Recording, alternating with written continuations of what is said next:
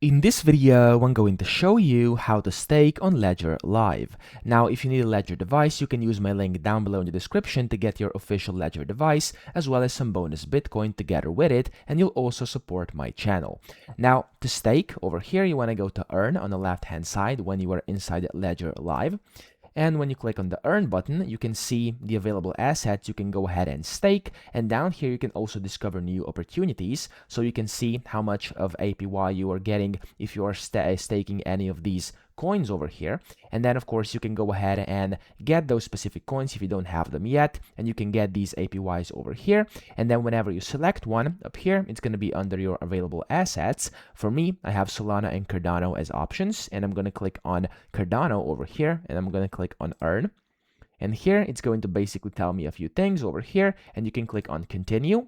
And the first thing you want to do here, you can basically select the pool. And here right now, as you can see, there's going to be like a bunch of them and you can just select one. Usually it's going to just select one. And this one is the one I'm going to go for right now.